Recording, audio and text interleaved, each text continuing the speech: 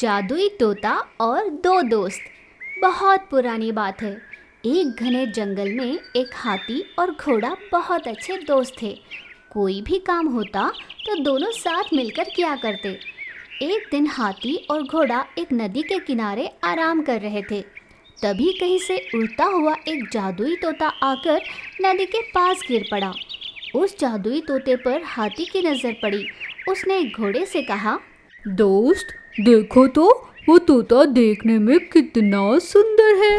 हाँ, सही कहा, पर ऐसे लगता है जैसे वो तकलीफ में है। देखो तो उसके पंख को। दोस्त, इस तोते पर तो किसी ने तीर चलाकर वार किया है। मुझे बचाओ, मुझे बचाओ। पानी, पानी, कोई थोड़ा सा पानी पिला दो। ऐसे तोता कराह रहा था। हाथी ने तुरंत अपनी सूंड में नदी का पानी भरा और तोते पर छिड़का।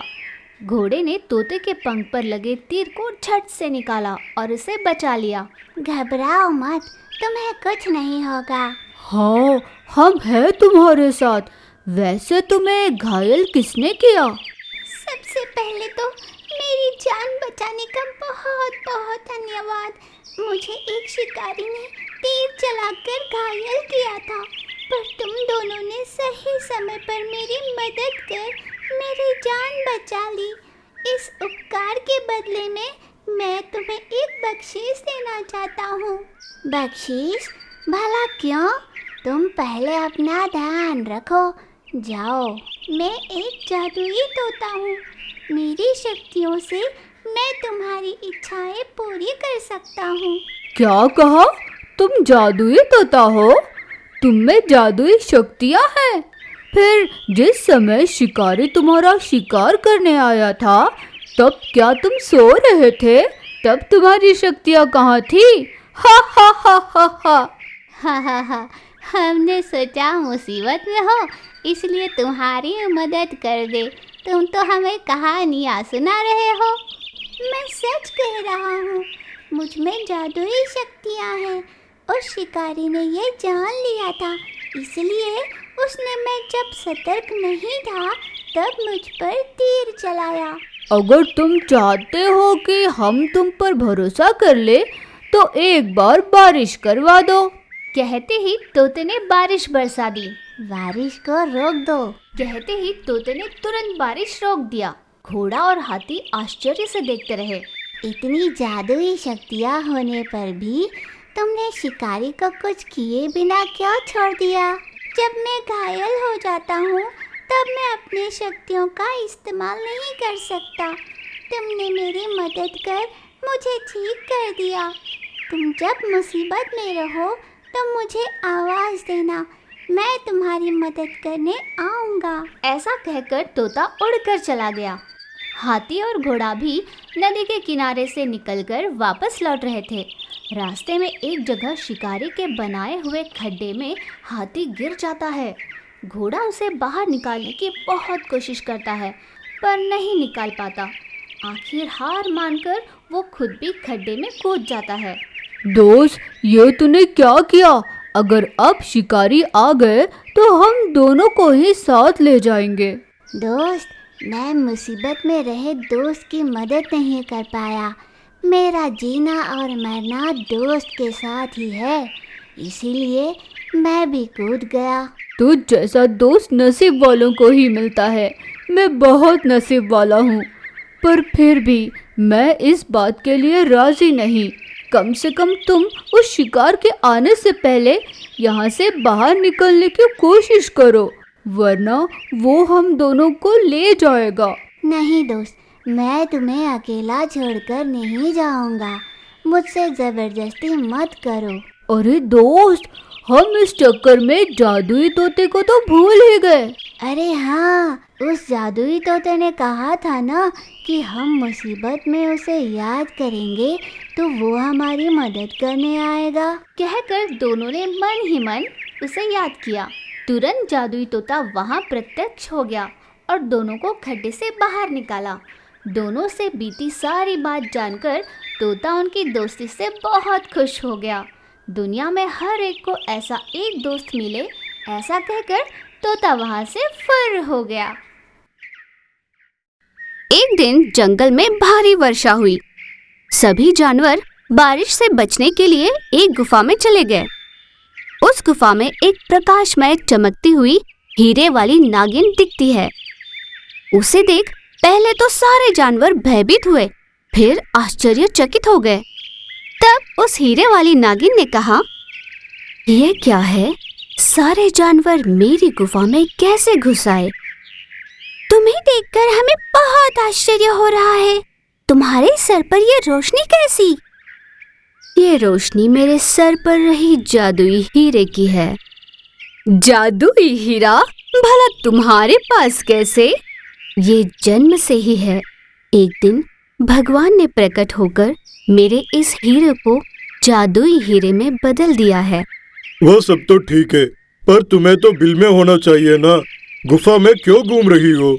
मैं बिल में ही रह रही थी, पर कुछ समय पहले ठगों ने आकर मुझे मारकर मेरे हीरे को चुराने की कोशिश की। तभी मेरा बिल नष्ट हुआ। फिर तुम्हें जिंदा छोड़कर कैसे चले गए? मुझे मारने ही आए थे, पर ये जो मेरे सर पर हीरा है ना, यह कोई मामूली हीरा नहीं, जादुई है। मुझ पर होने वाली अनहोनी का मुझे पहले ही पता चल जाता है। इस जादुई हीरे से जो भी मांगो वह चुटकियों में मिल जाता है, बशर्ते वह मांग अच्छे मन से की गई हो।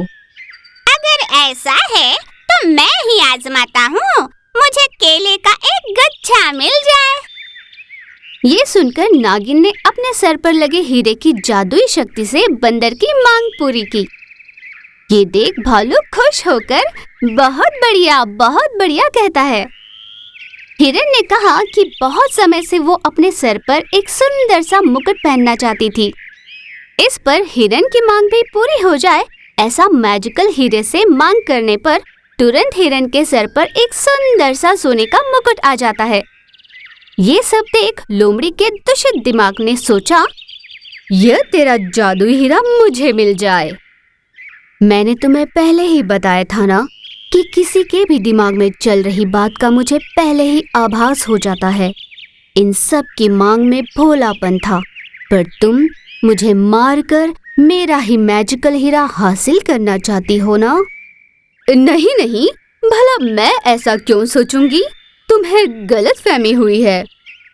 ऐसा कहकर बात को पलटने की कोशिश करती है।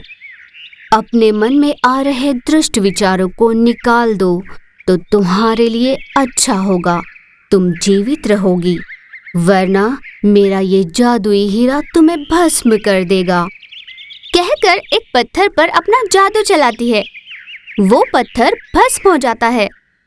ये देख वहां के सभी जानवर चौंक जाते हैं, पर लोमड़ी तो हक्की बक्की होकर कांपने लगती है।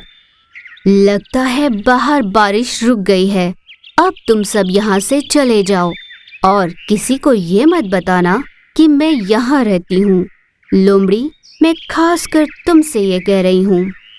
नागिन के ये कहने पर सभी जानवर वहाँ से चले जाते हैं, पर लोमड़ी का तो सारा ध्यान उस जादुई हीरे पर ही था।